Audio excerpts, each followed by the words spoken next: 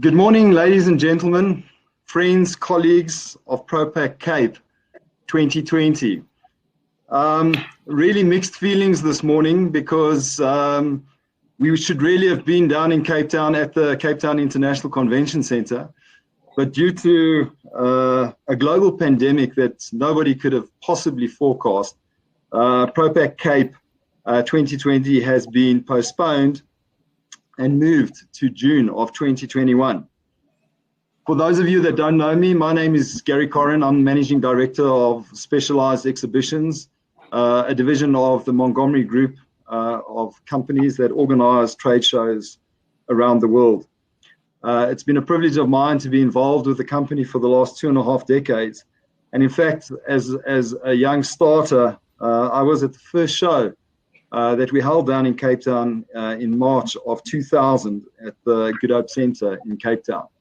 So in many ways, a bittersweet day, but our focus really is to be positive and see the upside, to really presenting this morning a substantive group of panelists that represent the packaging, food processing, plastics, printing and labeling industries in South Africa.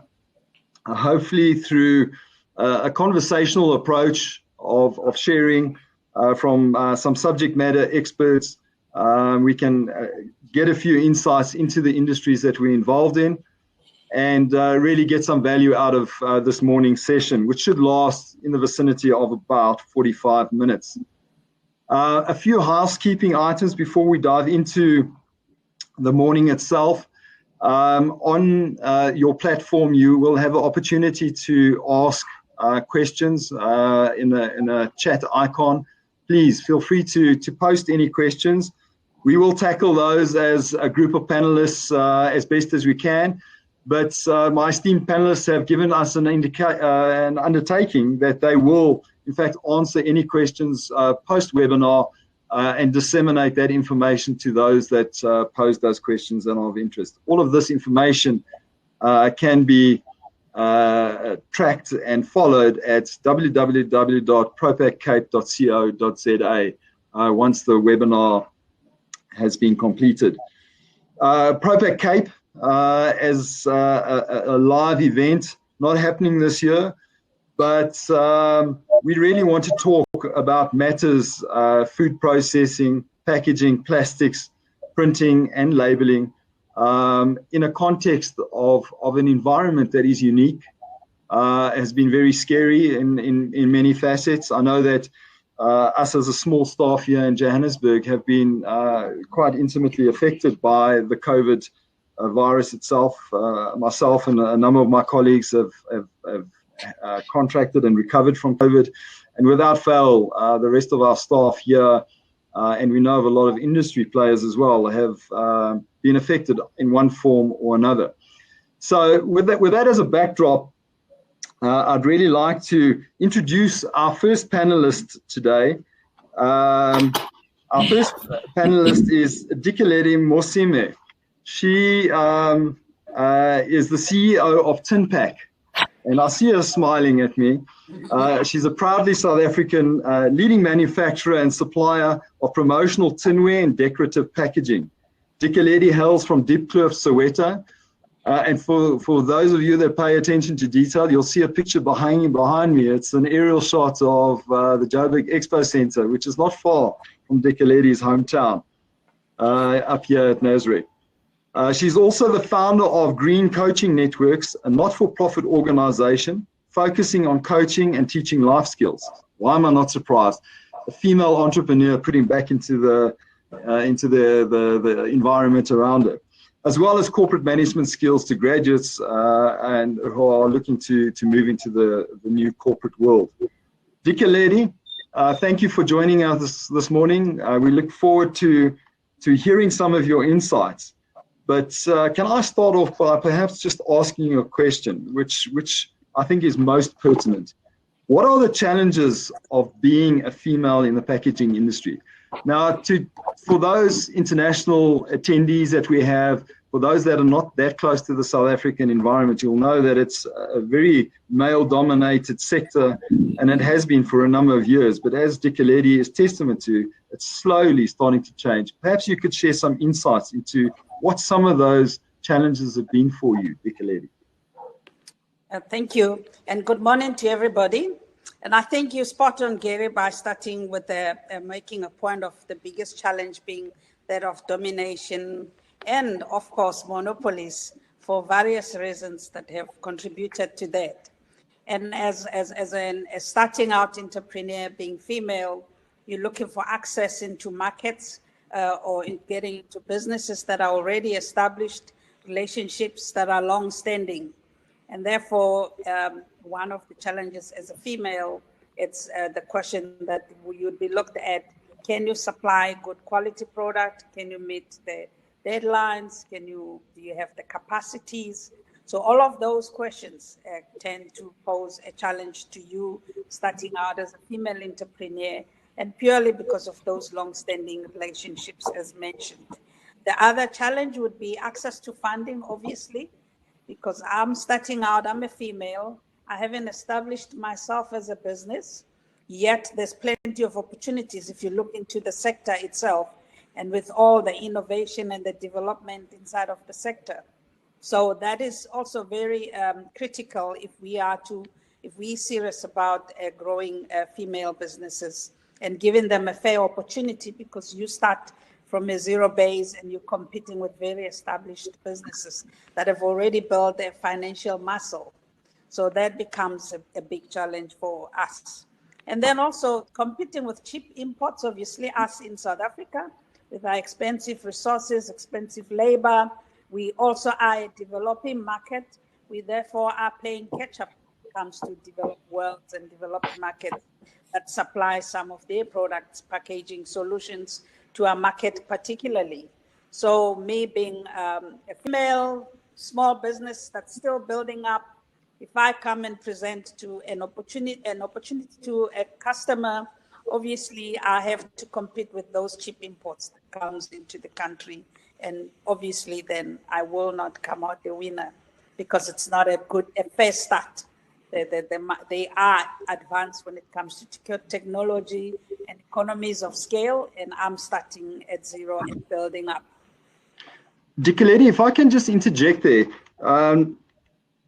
how did you get into the industry? Because you're outlining some of those challenges, but I know for a fact that, and we were talking about it offline, that you've got some of the top brands in this country as part of your client base. Perhaps you can just share with us just some of your insights into how, firstly, you got into the industry, and then secondly, how you've managed to develop those relationships with some of those big blue chips. Because I think our audience can really tap into that reality. Yes, it's important we outline the challenges, but you've actually overcome some of those. Please share. Yes, true that. The Tin Pack started in 2013 when the business was owned by Nampek, and they decided that promotional packaging wasn't part of their core, and they closed down the business. I then restarted the business, re-employed the people, and with the support of Nampek, started establishing the business. So to date, I have been able to go to it's now, the business is almost 8 years old. And it was more purely just believing in the opportunities, which is one biggest challenge when it comes to women, also thinking big, thinking outside the box, and thinking also of the many possibilities that are available. I looked at it and I know many questions were asked. Why do I think I will revive and grow this business? And I said to them, it just requires determination. It requires innovation. It requires also foresight. And I have been able to apply all of that. And when I go to the customers also, I promise them quality. I promise them, because I understand that when you deal with big brands, one, you need to meet their deadlines. And it's very important to deliver a decent product. It's also very important to understand the required standards. And I have taken the time with my team to understand all of that, so as we don't fail our customers, because it's only in doing things right that this business will grow. And we've invested a lot of effort, time and money for For an example, the business is ISO certified. We understood that we needed to have that. The business is also FSSC certified. We needed to have that certification in order for us to attract the right customers, as well as to meet their quality standards, and also compliance being critical in the packaging world. So it's a very, very concentrated effort with I knew right at the beginning that if with everything all together, it's been 8 years of work, but eventually you get to achieve the desired goals and you get to attract the right customers. So it looks like the harder you practice, the luckier you get with time. Eh? Yes. But they say it's not what you do on the practice when you play in the game, it's what you do off-site. No, very much so. Thanks for those insights. Before I let you go, could you just share with me what your sort of wish list would be for young entrepreneurs, and you know, obviously we've been chatting a little bit prior to preparing for this webinar. Not only are you female, you're Black African. You are represent the future of different business sectors in our country from our demographic perspective. What advice can you give young entrepreneurs, and what encouragement can you give particularly females? Because we need, and we believe that certainly from our perspective, we need a lot more females in the main sector, in the formal sector of South Africa's economy, to emerge from informal segments and to be able to do the sorts of things that you've been doing. What advice would you give young starters? The first advice I'd give them is that nothing is impossible. If you can dream it, you can do it, and you can have it. So for me, it's a matter of dreaming big. For me, I knew very well that I wanted to build a legacy. And growing up, you mentioned that Diepkloof is just close to Nasrec, which you know that Diepkloof, it's what it looks like. But coming from there, for me, it wasn't the end. It was just the beginning of great things. And it's more for the youth, or for female, or for anybody to believe in themselves and to dream big and to just go for it. And whenever you get obstacles, for me, obstacles are the biggest teacher, and that they flex your muscle. And the more and more you fail, the more you learn on how to succeed. Therefore, it's very important to never, ever give up and to never, ever doubt yourself, because everything starts from within. You can dream, but if you don't believe and if you don't do the work, you're not going to go far in life. So it's very important. And the biggest thing also, it's discipline, because also when you fail, you should have the discipline to get up and to go and do it again and to go and do the hard work, because it's not easy building a legacy. It takes a lot of work, a lot of pain, a lot of sacrifices. It looks good at the end, but the work that happens in the background is very, very painful. Brilliant. Thanks for those insights. And it sets us up nicely just to take us into our next panelist, Mr. Kishan Singh, CEO of Medpack South Africa, WPO, World Packaging Organization Ambassador.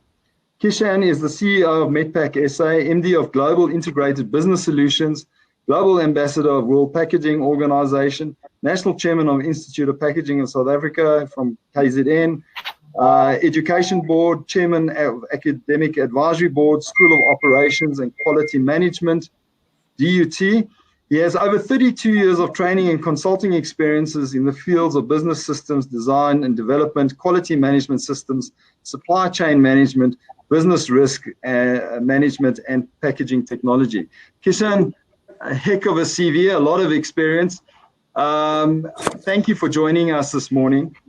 Can I ask you, in a very challenging environment, can you just explain what Medpack SA's role is within the South African environment from a packaging perspective, and just give us some insights into that world, please? Thank you, Gary. Firstly, it's an honor and a privilege for me to be here to represent Medpack and the other organizations that you've just mentioned now.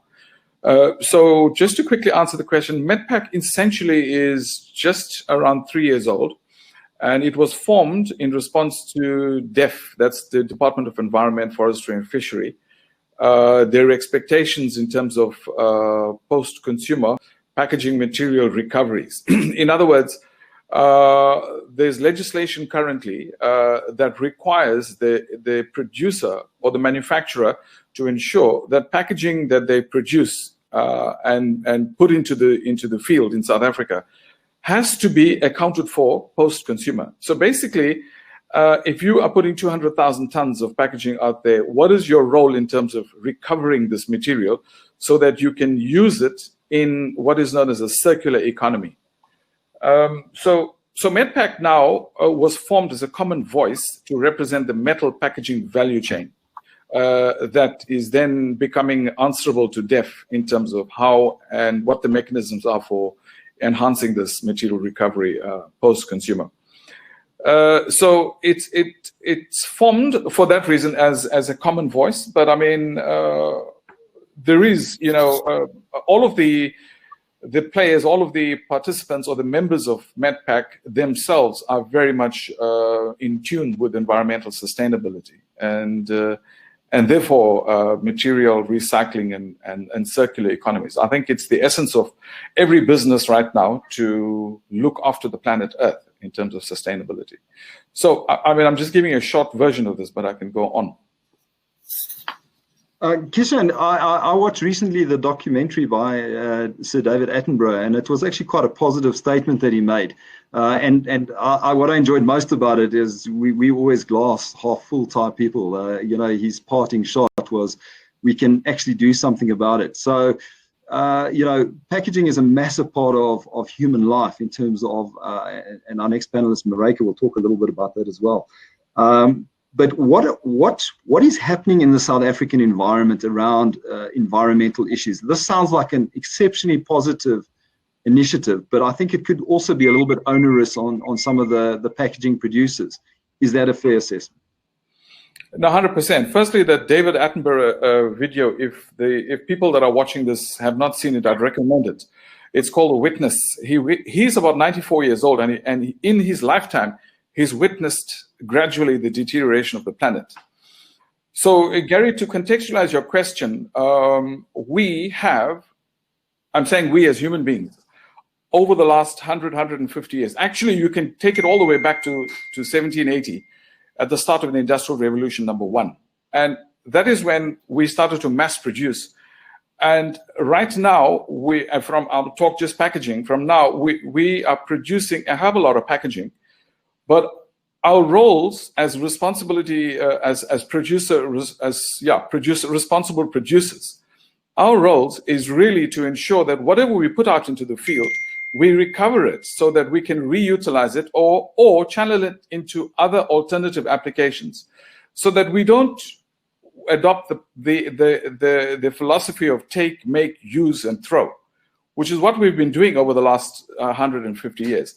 It's only in the last, say, 30 years, 25 years, we've adopted this policy of triple bottom line, which is John Elkington actually coined this phrase in the mid-1990s.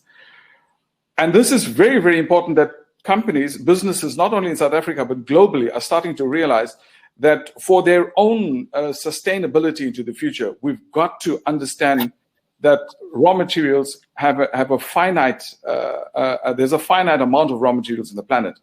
And the rate at which we take it out, if we can find a way of replenishing it or reutilizing the current materials that are already in circulation, this is it. So DEF is essentially, through the National Environmental Waste Management Act, particularly Section 18, is asking for just this idea, for a full, true circular economy, where we do not become totally dependent on the planet infinitely, but we rather become more responsible about how we utilize natural resources and keep it in circulation rather than take, make, use, and throw into landfill and waste disposal sites. That's not sustainable for sure.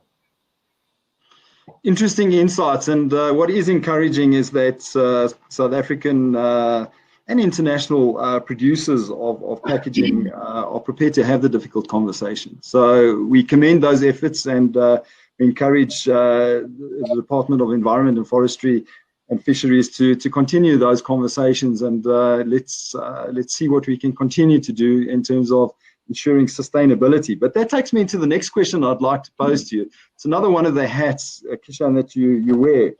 Can you just give us, because a lot of us in the packaging industry have heard about WPO, we are aware of it, but could you just tell us a little bit about the World Packaging Organization, your role there, and what some of the initiatives are from the WPO, and why people should potentially from our industry sectors get involved? Yeah, Gary, okay. So WPO, the World Packaging Organization, was 50 last year. And so over that time, it has gradually become a membership of almost 60 countries across 6 continents. So it has a very, very powerful global footprint. And its essential message is packaging education, packaging technology, spreading the knowledge of packaging technology and bringing the world together as one in terms of understanding the roles of packaging in supply chains and the impacts of packaging on the planet if it's not managed properly post-consumer. So essentially, the objective of WPO is to create awareness of the importance of packaging, and to also to create awareness of reducing and recycling and recovery. So all of the 6 R's we talk about, where we can use packaging in its most beneficial way, rather than seeing packaging as being a source of litter, which I must say the average consumer does look at it that way. But if you really understand the benefits of packaging and how packaging saves food across the supply chain, it's quite a tremendous thing. So WPO is in existence. South Africa, through the Institute of Packaging South Africa, is a member and has been a member for the past 15 to 20 years. When I was the chairman of IPSA here, I had the good fortune of being part of WPO. And I now sit on that executive as an ambassador of WPO. And my job now is to promote the image of WPO like I'm doing here on this platform. But I do that on global platforms as well. And I'm also responsible for conducting all of the technical training for packaging for WPO across the globe. So in other words, when it comes to packaging technology, the various substrates, the manufacturing techniques, printing methods, barcoding, marketing, branding, and all of that, all of those ideas and concepts I actually physically teach at various countries, universities, and governments now on behalf of WPO. So that, in a nutshell, is WPO and our relationship from IPSA with WPO. Kishan, thank you for those insights. Yeah, very interesting, and long may your work and inputs continue.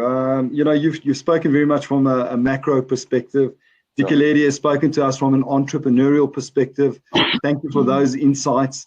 I'd now like to introduce our next panelist, Mareike Falls from New Media Publications. We are a non-commercial platform today.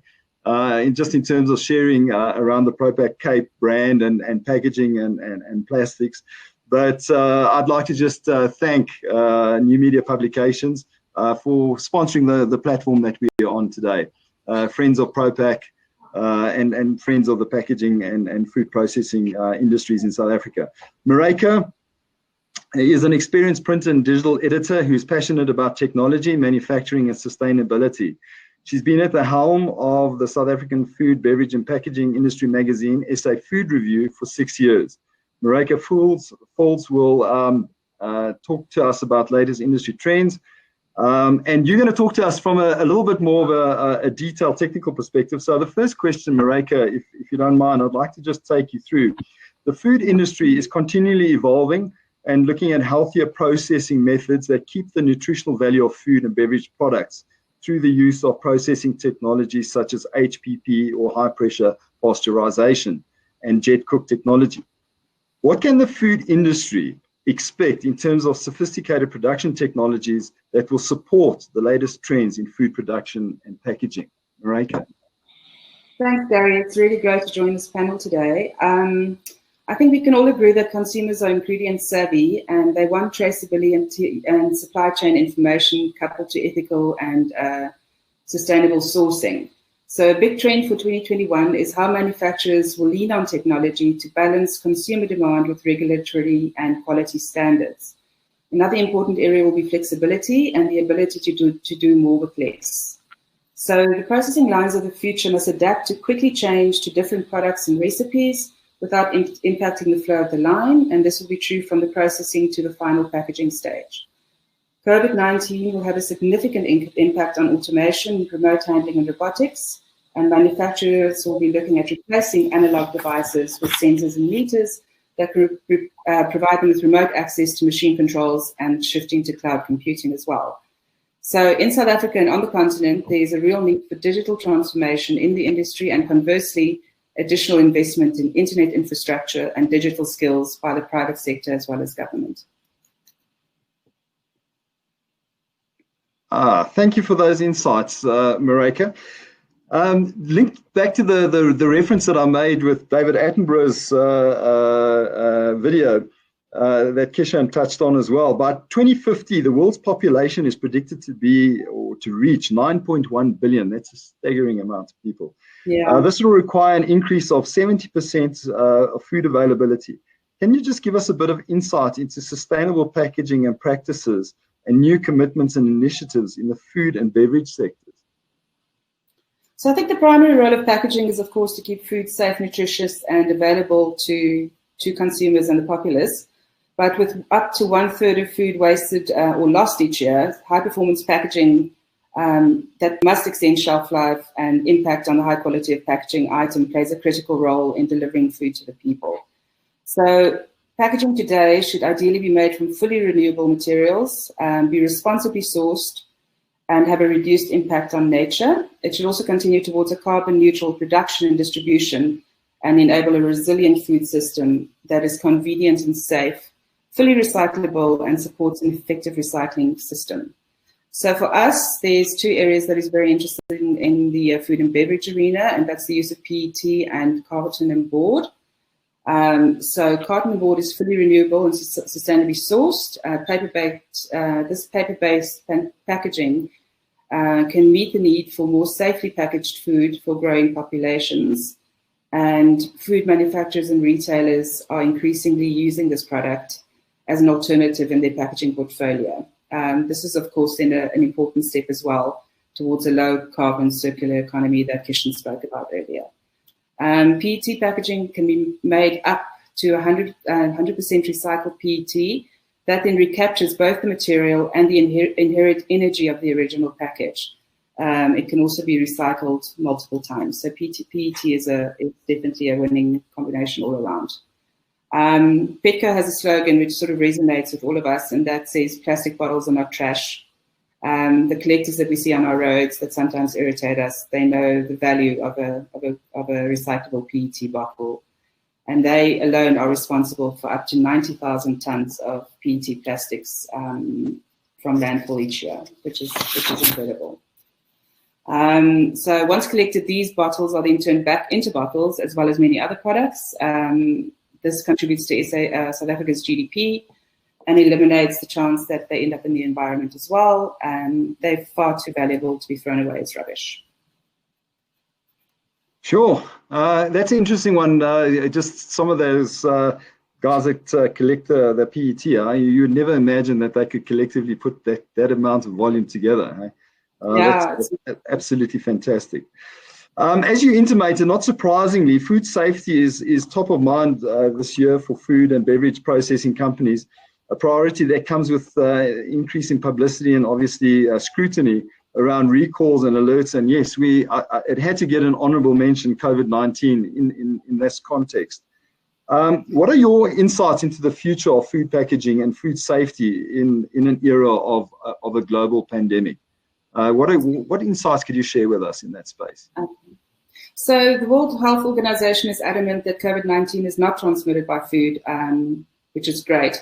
But then, of course, it's incredibly important that specific procedures, practices, and rules be implemented at food manufacturing and packaging facilities.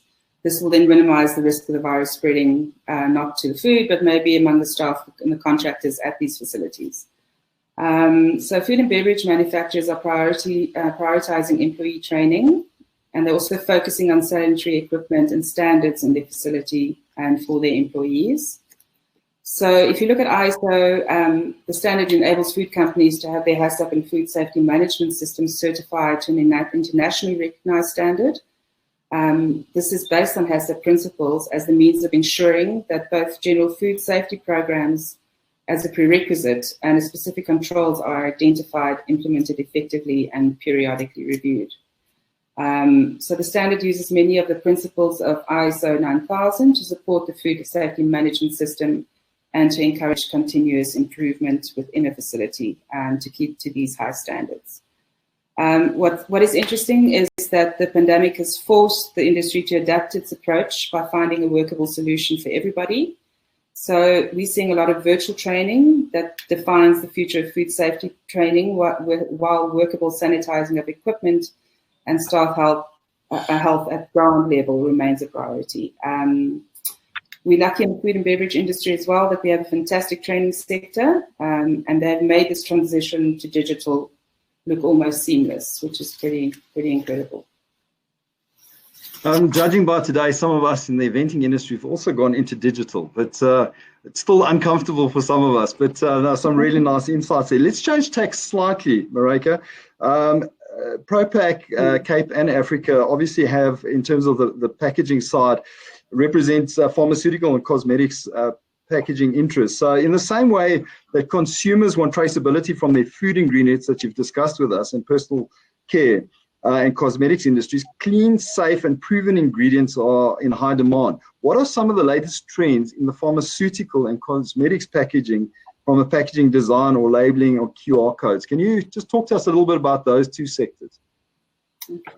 So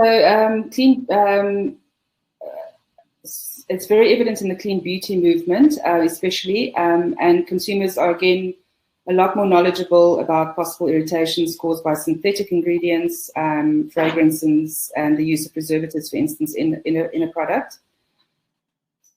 So they're reading their label carefully, and this is a habit that they actually picked up from the grocery aisle. There's a host of apps and websites developed specifically to support consumers to better understand and decode the INCI list of their products.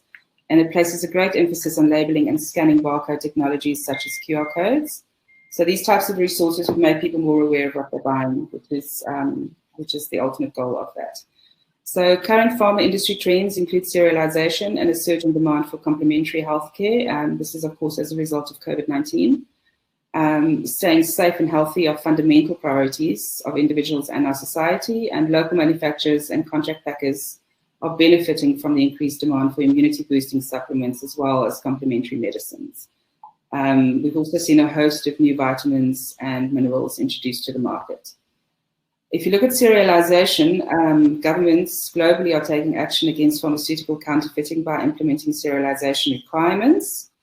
And this is similar to the requirements of Europe's Falsified Medicines Directive.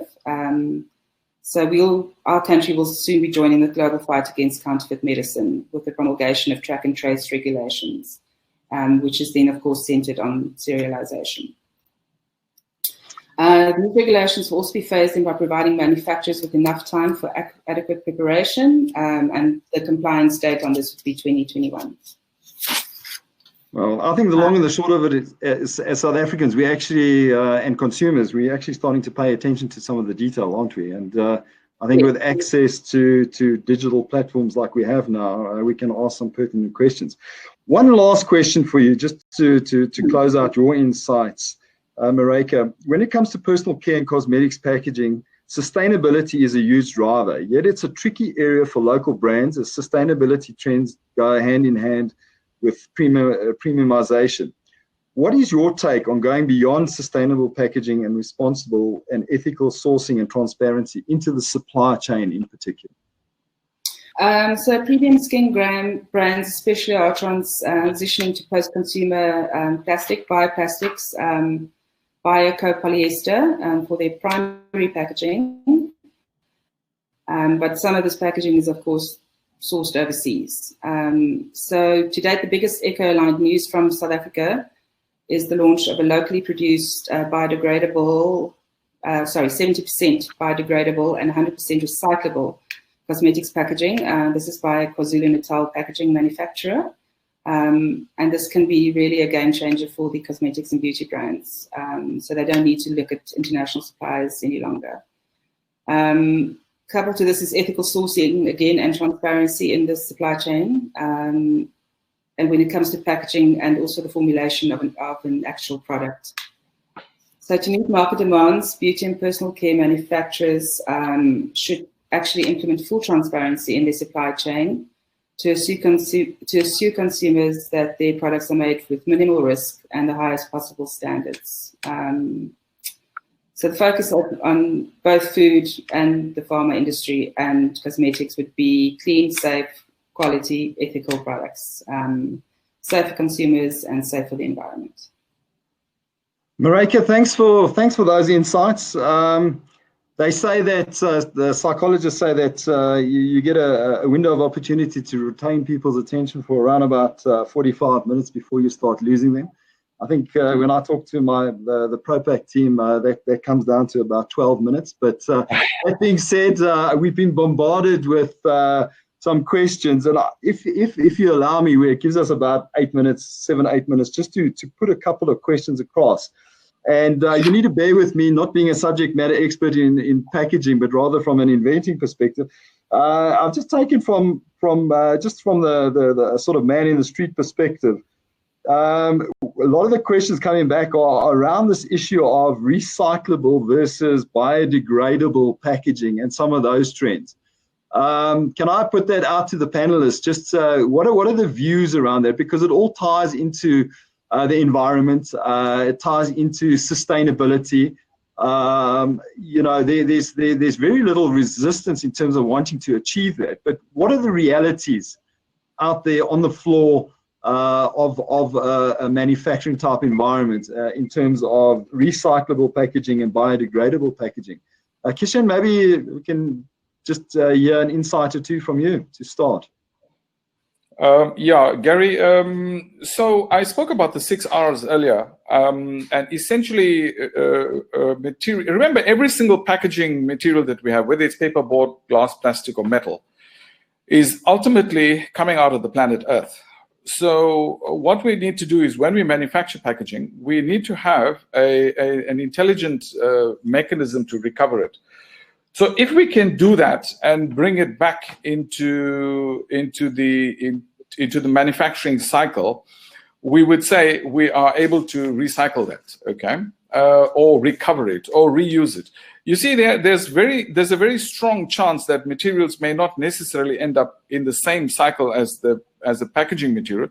But for instance, with metal, it's possible that you could take the can or the beer can or the beverage can and reconstitute it back into a beverage can, or it could find its way into aluminium windows or aluminium doors, or in the automotive industry or whatever. So that's that. What was the other word you used? You used biodegradable. Biodegradable. Bio means through living organisms. Degradable means bringing down to constituent elements or raw materials. So biodegradable means that you are able to, the packaging material is able to find its way back into the planet. So there's a big difference between biodegradable and compostable and things, and I don't think we have enough time to go through all of that here. But I'm seeing a lot of very good questions on this chat as well. So I think what we need to do, Gary, is have a look at all of these questions, group them, and then probably answer them through an email conduit. But for now, I mean, just as an overview, South Africa puts, I'm not sure if people are aware that there's almost 3.6 million tons of packaging material every year that goes into South Africa. And roughly about 58% of that is recovered. I'm just quoting BMI, that's the research organization that does most of our statistical data, packaging statistical data in South Africa. And the packaging industry accounts for probably 75 to 78 billion rands of turnover, which is about 2% of the South African GDP. So such is the extent of materials that you have in South Africa. Therefore, this is a very, very big issue.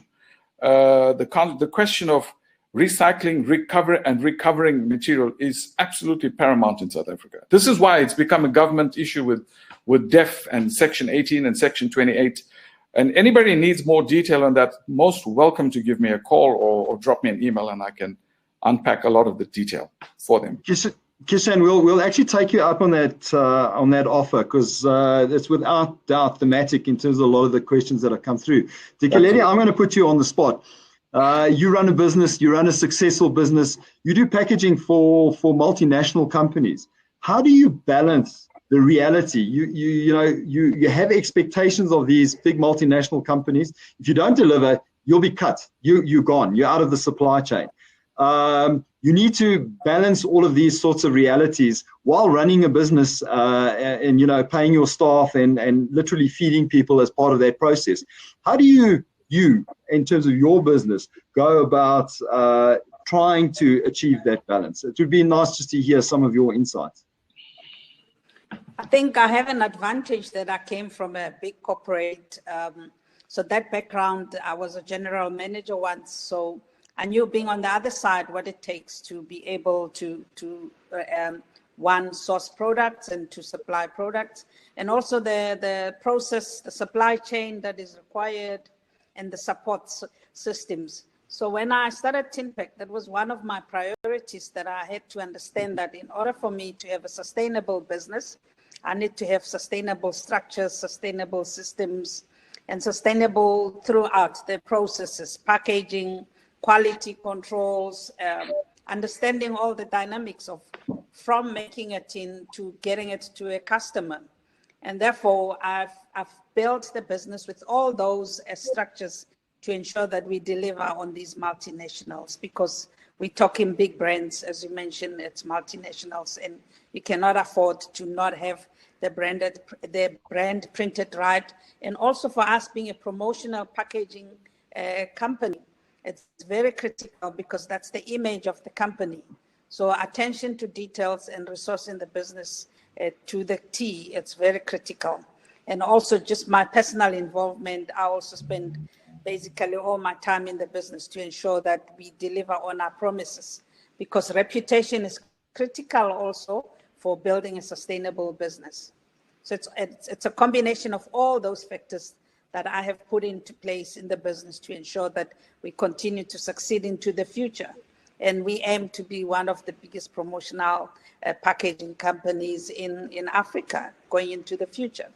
So that takes a lot of work and a lot of focus. I have no doubt you'll achieve that. And what I've loved about today's conversations is that it's just the overwhelming sentiment of positivity and opportunity. So perhaps most opportune, as we come to the end of our sharing today, Marika, just to have a closing comment from you, as as Food Review, as you've shared some of the technical detail with us today, you're at the sort of coalface, so to speak, of a lot of these trends, a lot of what's happening, a lot of South Africa's capabilities, a lot of what's happening beyond our borders and into the African continent. But perhaps just a closing remark from you in terms of where you see us going, just really from a packaging and a food processing, printing type industry perspective.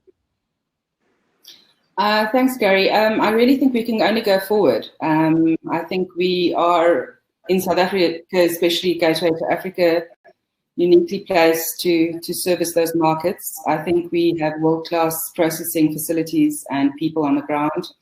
I think our scientists, our food formulators, our packaging experts are top-notch. I have every reason to believe that the way forward is going to be very, very good. We're all hoping 2022 is going to get us to some sort of normalcy again. I think that I think everything will bode well. I think the again, we need obviously our economic situation needs to get improvement. We need some buy-in maybe from global companies, which we are also seeing. But for the most part, I have every belief that 2021 is going to be a great year for the food, beverage, and packaging industry. Well, on that note and with those words, I'd like to thank our panelists for the giving of their time today. Propak Cape is chomping at the bit to be able to create a face-to-face live event again.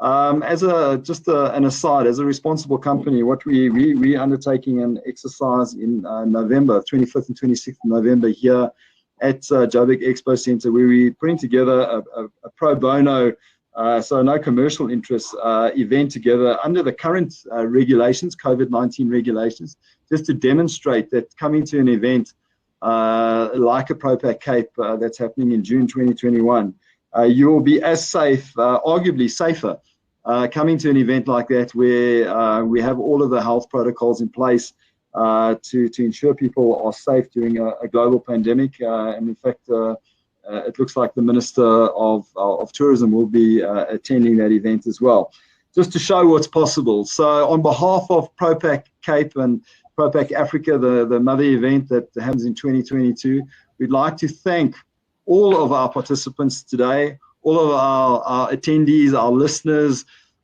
Send those questions through. Some incredible insights from very differing backgrounds and very differing perspectives from all the various industry sectors. Folks, your CVs are incredibly impressive. We know that, but it's not about that. It's about your willingness to share and put back into the industries that you serve. And that really strikes a chord with us as a business and Propak as a brand. So a final word of gratitude and thanks. Let's keep the positivity going as the South African economy responsibly reopens. And stay safe, stay healthy, and we'll talk along the way. Thank you, everybody. Have a wonderful day. Bye-bye. Thank you. Thank you. Bye.